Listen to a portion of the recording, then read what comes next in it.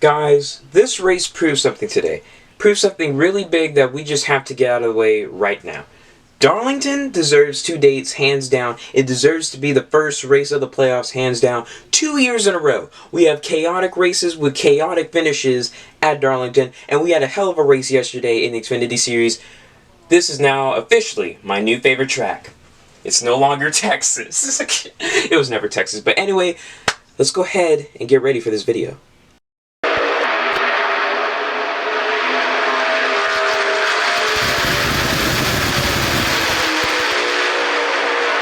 Hey guys, NASCAR Mobile 48 back again. We're back to another episode of NRR. In today's video, we're going to be reviewing the 2022 Southern 500 from the famed Darlington Raceway. The Lady in Black, the track too tough to tame, put on another stellar performance today. In my opinion, I don't know. The Goodyear 400 and this race were pretty dead on even, but I'm probably going to give this race a little bit of an edge because it was more chaotic, more dramatic, and just a lot of strategy played out in this race together. In the Xfinity race yesterday, that was a hell of a finish between Larson, Gregson, and Sheldon Creed. But let's talk about the Cup race right here. Erik Jones gets his first win of the season, his first win since 2019, 109 races ago.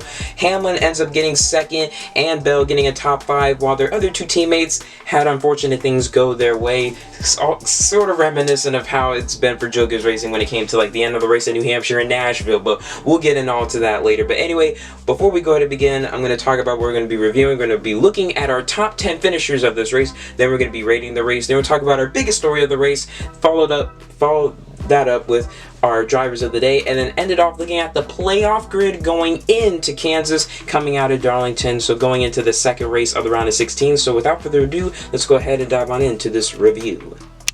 Finishing in first was Erik Jones. What a race for this 43 car. He gets the win here today at Darlington, his third career win, his second win at Darlington overall, won the Southern 500 back in 2019, which is also where he got his last win in the Cup Series in 2019, so he ends that 109 race winless streak. Also 17 different winners this year, and that's tied through 27 races since 1961, having 17 different winners in 27 races. First win for the 43 car since 2014 Daytona with Aric Almirola 8 years ago. First win at Darlington for the 43 car since 1967 to the date, 55 years back. 200th win overall for the 43 car. First win for Petty GMS, technically, so first win for GMS Racing since they've been at the Cup Series this year. And also, Erik Jones is the first non-playoff driver to win the first playoff race ever. Yeah, ever since the 2004 Chase format playoff thing, whatever you call it, Erik Jones is the first driver to win the opening race of the playoffs. So really cool stat there. What a day for Erik Jones.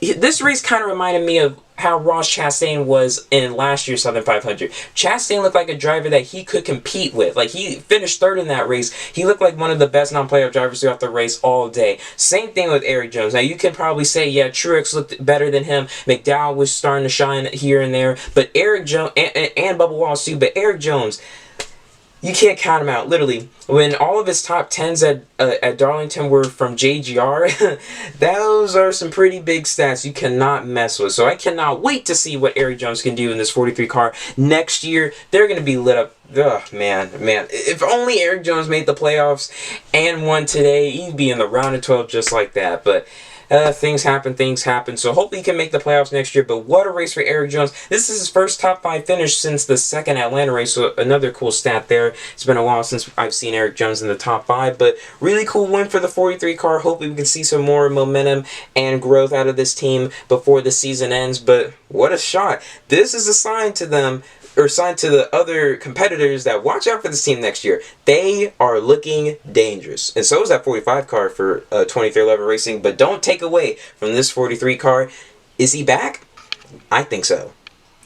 Finishing runner-up was Denny Hamlin. Another solid finish for Denny Hamlin in the 11 team. That is now 3 top 5 finishes in the last 5 races. So they've been on a little bit of a hot streak. It's just the last 2 races weren't really the best for them. But still, what a good race for Denny Hamlin. Definitely one of the quiet ones. And I really thought Hamlin was close to winning this race. Because remember, he won this race a year ago, almost having that video game move work successfully against him from Kyle Larson. But he was able to hang on. Almost got to Erik Jones, just was not enough. And in my opinion, I'd say Hamlin was probably third or or probably the worst JGR car all night. It was kind of mixed between him and Christopher Bell, but literally all Toyotas were really strong tonight. Even Ty Gibbs towards the end of this race. So you got to give a hand to Denny Hamlin in the 11 team. At first, at one point in stage 2, he was catching Kyle Busch, so it showed that he had some speed on Kyle Busch, mostly because Kyle Busch, like later, he didn't have that much of a long run car, and then at one point in the final stage, he was starting to fall back. But then he had that pit strategy where he tried to catch Kyle Busch, and he had like 30 laps to do it. He was about 6 seconds back, but then we had that caution come out, and then Kyle Busch was out of the race, so I thought Hamlin was going to win, but I completely forgot about Eric Jones being up there, and Hamlin just could not beat Eric Jones. Eric Jones beat him straight up in petty GMS equipment against the JGR car. But a nice strong run for Hamlin in the 11 team. Let's see what they can do at Kansas. That's where they got their first top 10 of the season. Finishing in third was Tyler Reddick. Tyler Reddick able to get a nice solid top 5 finish. The race started off really good for him, but then he kind of fell back a bit as we went into the nighttime, and so they had to make adjustments throughout the race, and eventually was able to make himself back into the top 10, and then back into the top 5. So a nice solid finish for them.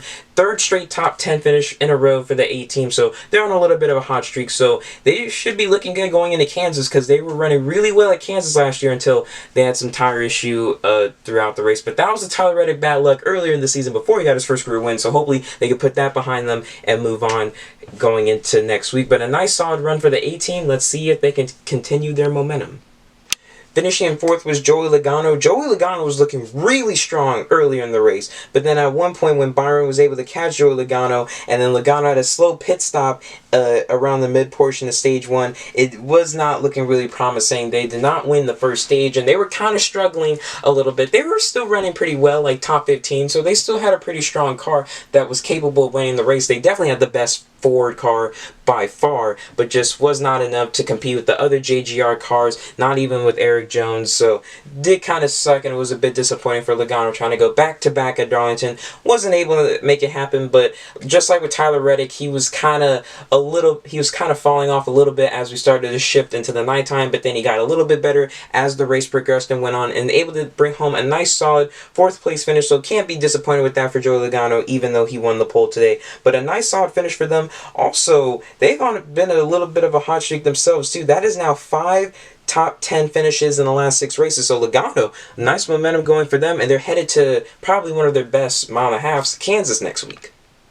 And rounding out the top 5 and 5th was Christopher Bell. Christopher Bell really showing and proving to me that he's definitely been one of the most consistent JGR drivers so far this season. Really good race for him. He's been in the top 5 most of the day, just most of the race. Top 5, top 10. He was looking really strong. At one point at the end of stage 2, at the beginning of stage 3, him and Daniel Suarez kind of went against each other. It was the end of stage. At the end of stage 2, Bell and Suarez kind of got into the wall, and Suarez was not happy with Christopher Bell, so they were really being aggressive. So it even shows that for Christopher Bell, playoff points really means a lot, and he was able to get enough for himself to still be above the cut line. So just a nice strong finish for Bell to get a nice solid top 5 finish. Let's see how they do at Kansas next week. Finishing in 6th was Michael McDowell. Really impressed by Michael McDowell today. Not only getting a nice solid 6th place finish, but he also qualified 10th for this race. Darlington, in my opinion, is not really Michael McDowell's tracks, especially last year at Darlington where he wrecked out earlier when he was in the playoffs a year ago, but able to get a nice solid finish here. That's 2 top 10s the last 3 races, so they've also been on a little bit of a hot streak, so we'll see how they'll do, but a nice solid finish for them. They were running really well in the top 10 earlier in the race, and they kind of fell back, and they started to peak through once again towards the end of the race, so kind of had a roller coaster bit of a day, but a nice solid finish overall for the front row team. Finishing in 7th was Brad Keselowski. I was really shocked to see Brad Keselowski up here. Literally, I saw him up here at some points during the race because of pit strategy, and he just cycled up there, but I'm pretty sure during one of the pit cycles, he was able to cycle up there and was able to stay up there in the top 10 with some of the other competitors. I was really impressed. Brad Keselowski is pretty decent at Darlington. He won the Southern 500 back in 2018, so he does have some good racing experience on this track, but him to get a 7th place finish with the current state he's been having this season, it was kind of shocking. It was kind of weird. I think Brad Keselowski and Chris Buescher might have swapped places this week. Buescher probably should have finished top 10 or maybe top 15, and Keselowski probably should have finished wherever Buescher finished, but a nice solid 7th place finish for them. First top 10 since New Hampshire, and they finished 7th in that race too, so looking really well for Brad Keselowski. Could this be the start of their turnaround season? I know it's a little bit late, but they can at least have some momentum going into 2023. Finishing in 8th was William Byron. William Byron finishing in the top 10. First time since Sonoma. That is shocking. It has definitely been a long, fat minute since we've seen him in the top 10. But otherwise, really good race for Byron. He was catching Logano earlier in the first stage. Was able to take the lead away from him. Won stage 1, so really good finish for William Byron. But then stage 2, that's when things started to pick up for JGR. And then Byron was kind of battling with them, but kind of fell back. And heck, he had some potential engine trouble earlier in stage 2, and that was a bit concerning. But I think they just got all that settled out throughout the race, and they're able to still run up there and compete. But what a race for William Byron. But then I'm pretty sure later in the race he started like fall back a little bit towards like a little outside the top 10, kind of where Bowman and Kyle Larson were running, and then eventually was able to get back into the top 10 and get a nice solid 8th place finish. So overall top 10, really good for Byron. I feel like a top 5 would have been a little bit better for them, but definitely one of the best Chevrolets out here tonight. So really good for Byron. Hopefully this could be a little bit of a turnaround season for them, because how the regular season ended was not really good, with one top 10 in the last 18 races. So hopefully things can change. Heck, we're going to Kansas next week, and he led some laps there before he had a tire cut down in the middle of the front stretch. So hopefully things can turn around for the good, or for the better, for the number 24 car.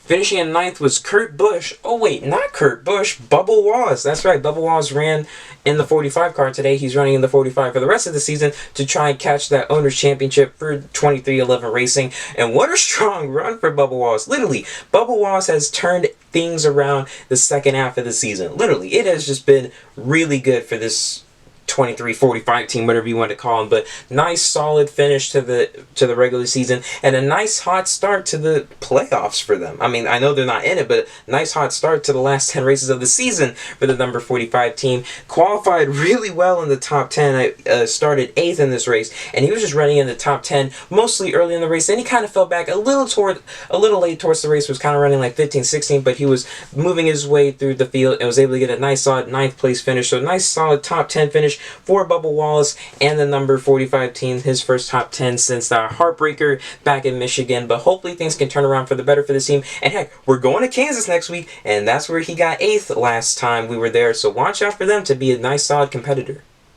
Ah yes, and my boy Alex Bowman rounding out the top 10. Wasn't really starting off that hot for them earlier in the race. They were starting to move up some spots, but then I believe it was mostly in stage 2. Towards the end of stage 1, they were really plummeting a lot. They were like back in like 20th, something like that. They were really struggling. But then as the night went on, as the stages went on, he got better. He was picking up the pace. He was starting to run with his teammate William Byron, started to outrun a couple playoff drivers like a Harvick, Cindric, and maybe even a couple others. He was having a nice solid run. Really good finish for Bowman. A nice little comeback for them after the kind of struggles they've had. So they've been able to pick up the pace. Darlington has not really been Bowman's best track, but after today, I feel like a top 10 is a top 10. Nice solid finish for them. And they're going to Kansas. That's where Bowman got a top 10 there earlier this season. So hopefully they could get a nice solid top 10, a top 5 run there. So we'll just have to wait and see. But a nice solid finish for the 48 team. Even though his other two teammates were not able to finish in the top 10, at least him and Byron were able to get a nice solid top 10 finish. And now let's rate this race. Earlier this year, I gave the Goodyear 400 a nice solid 8.5 out of 10. This race definitely beat it by that much. I'm going to have to give it a nice solid 9.2 out of 10. This was a really great race. Darlington has really grown on me ever since 2020. Ever since we started running this race, we ran at this racetrack 3 times in 2020, and ever since we've been running it 2 times a year, it's definitely a track I've been looking forward to. So definitely one of my new favorite racetracks on the Cup Series schedule that I look forward to. So 9.2 out of 10. Cannot wait for the Goodyear 400 next year. Let me know what you guys think of this race in the comment section below. What would you rate it? Now for this week's biggest story of the race, this is part of it, but I'm going to talk about some of the drivers with playoff issues. First off was Chase Elliott, kind of got loose, got into the wall, and fell back around the track, spun out, and then made contact with Chase Briscoe. That took both of them out of the race. Really, Briscoe just had damage, but he definitely could not compete, and Chase Elliott just missed the DVP clock, was not enough. 10 minutes, glad they added an extra 4 minutes for the playoffs, but just didn't even help Chase Elliott, so those two were technically out of the race, even though Briscoe was continuing still out. Next up, we move on to Chastain. I don't know what happened to Chastain. Apparently, they had like a vibration or something. They had suspension damage, and they just kept coming down pit road. It was basically it for them. They were still able to get a 20th place finish, which isn't bad, but still not good for Chastain according to where he was coming into this race at Darlington. So that took him out of it. Next up, Kevin Harvick. His car was literally on fire. Really sucked for Kevin Harvick. He was not happy in his post-race interview talking about, oh, like these crappy parts and stuff. So I don't know if he's trying to take a shot at his team or NASCAR.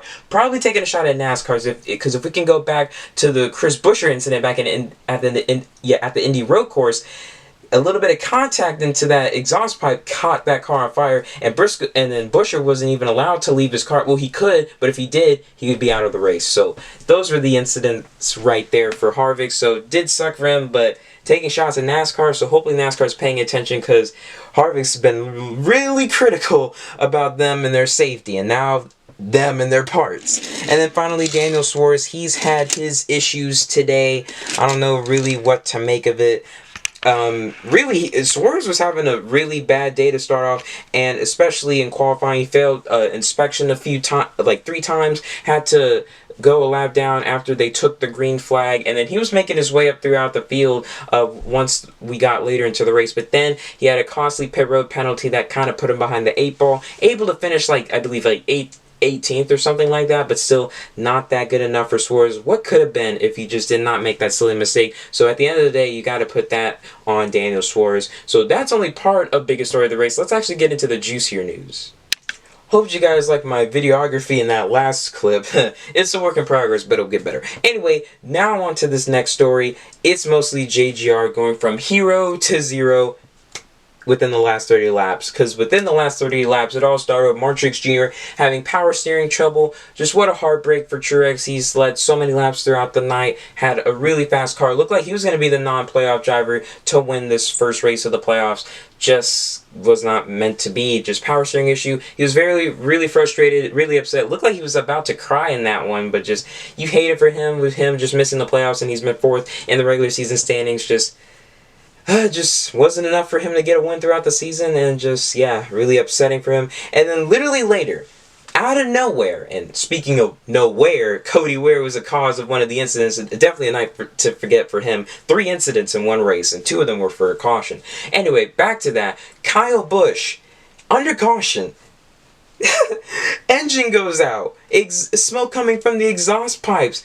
Literally out of nowhere. That is the 3rd time Kyle Busch has had issues at Darlington. I mean, I know Kyle Larson has his issues tonight, because Larson has had, I don't know, 3-4 engine issues all year long, like Phoenix. He had one at Darlington earlier this year, and Daytona last week. Luckily, Larson wasn't out of the race, but for Kyle Busch, Darlington, he cannot catch a break here. This is the 3rd race in a row at Darlington. In the last 2 Darlington races, going back to the Southern 500 last year, he made a mistake, got into the wall, he took himself out. Same thing with earlier this year in the Goodyear 400, took himself out. And then finally in this one, engine issue, he goes out.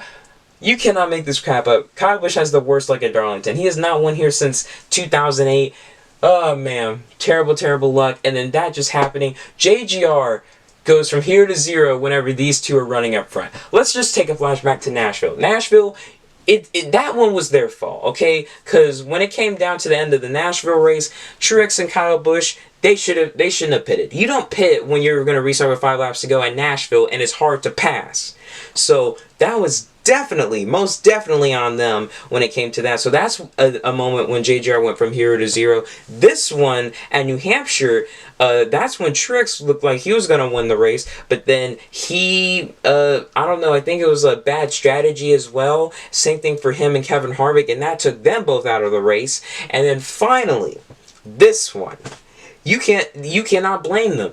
Truex, nothing he can do about a power steering issue. Kyle Busch, nothing he can do about an engine issue. It has just been that year for JGR. Literally, they were running in the top 5 in the final stage. And literally, with like 20 laps to go, half of the JGR camp is out. 6 of their cars were, 6 Toyotas were running in the top 10. Then they're all gone. You cannot make this crap up. You gotta feel for JGR. Kyle Busch with this whole contract situation, having this stuff happening, Martrix Jr. missing the playoffs, only having a 1-year extension. Next year could be his final year. All of this happening. Just the pressure is on. Just terrible luck for both of these drivers. You gotta feel for them. But that's enough talk for them. Just hopefully they can come back strong at Kansas. But what a turnaround of events it was at Darlington. Starting off with underdog driver of the day for our drivers of the day from Darlington, gotta give it to Michael McDowell. Nice solid 6th place finish. Really unexpectedly for Michael McDowell to get a top 10 at Darlington of all places. This shows you that Front Row Motorsports has come to play. I really do expect them. I expect a lot for them going into next year. I feel like that both of their cars should be looking really strong. So hopefully we can see a lot of build up and hype for them going into 2023. But a nice, solid, competitive finish for the 34 car. Unlucky drivers of the day, definitely Kyle Busch and Martrix Jr. Like I said, power steering issue, engine issue within the last 30 laps of the race. Nothing these two could do about it. They end up with finishes that they do not deserve. Nashville, they kind of deserved it for making a dumb pit strategy. But this one, you cannot put the fault on either of the drivers behind the wheel. Comeback driver of the day goes to Kyle Larson. Literally, he was, like 3 laps down in at the end of stage 1. And then he was back on the lead lap at the start of the final stage. That shows you how, don't count out Darlington if you have an issue early. You can make a comeback just like that. And that's how he did it. Larson able to get a nice 12th place finish because of an engine issue that happened earlier. That could have been so bad for Kyle Larson, because literally, he had an engine issue at Phoenix earlier this year. He had an engine issue at Darlington earlier this year. He had an engine issue at Daytona last week, and again here today. 4 engine issues, 3 bad ones, but another potential one. That is just not good for Kyle Larson. Hendrick Motorsports, they got to find something right with this one. And Byron had a potential engine issue today, so I don't know what's going on with the Hendrick Motorsports ECR engines. I know they're combined together, so hopefully they're not trying to sabotage one another, but that was concerning. And then driver of the day, gotta give it to Eric Jones. Literally, I'll take him over freaking Denny Hamlin and Kyle Busch and Martrix Jr. because, look, he did what he did. He was one of the best running non-playoff drivers all day long. Literally ran top 10 most of the day and had to hold off Denny Hamlin, who won this race a year ago. Really good at Darlington. Former teammate in the last 20 laps to get this one. Eric Jones just knows how to beat his teammates if you think about it. He beat Martrix Jr. at Daytona for his first career win. He beat Kyle Busch at Darlington in 2019 for his 2nd career win. And beats Denny Hamlin today for his 3rd career win. What's the next win? Next time you see Eric Jones and Christopher Bell going at it, Eric Jones is going to get the win. I promise you. But what a day for Eric Jones. I think he will be, he is the driver of the day in my opinion. And so now here are the playoff standings after Darlington and going into the 2nd race of the round of 16 at Kansas next week. First off, we have Joey Logano at plus 38, Byron plus 32, Hamlin plus 30, then you have Bell plus 28, Reddick plus 23, Blaney plus 20, Larson plus 17, Chastain plus 15, Chase Elliott plus 14. I really thought Chase Elliott was really safe with that 45-point gap. Or 33-point gap, but not anymore. Then you have Bowman plus 10, Busch plus 8, Suarez plus 2 above the cut line, so he kind of stayed where he's at. Then you have the cut line right here. You have Cindric minus 2, Dillon minus 4, Briscoe minus 10, and then Kevin Harvick minus 13. So a lot of big changes right now. Not good races for both SHR drivers. They're currently the bottom 2 of the playoffs. Austin Dillon did not have a hot start to the playoffs right now. He had a decent finish, 17th. It was so much better than where he was at the beginning of the race. And finally Austin Cindric, he was looking pretty decent at the beginning, but then kind of fell off a lot after the night went on. So those are the playoff standings coming out of Darlington going into Kansas. Let's see what the change will be after Kansas, but we shall soon find out next week. But that's going to do it for this video. So guys, thank you guys so much for watching. Please like, comment, share, subscribe. If you guys want to check out my gaming channel, NASCAR Gaming 48, link to the channel will be in the description below. Should be having a NASCAR Tournament Ignition video up on that channel tomorrow, so make sure you guys are subscribed so you do not miss that. If you want to check out my Instagram, link will also be down in the description below. And yeah, that's it. Subscribe to this channel, like, comment, share, subscribe. Do do all of that. I do really appreciate you guys so much. We're at 221 subs. Let's keep the road to 300 going. About 79 subs away from that mark. We can make it happen. So yeah, thank you guys so much for watching. I shall see you guys in the next one. This is NASCAR Mobile 48. Peace out. Good night.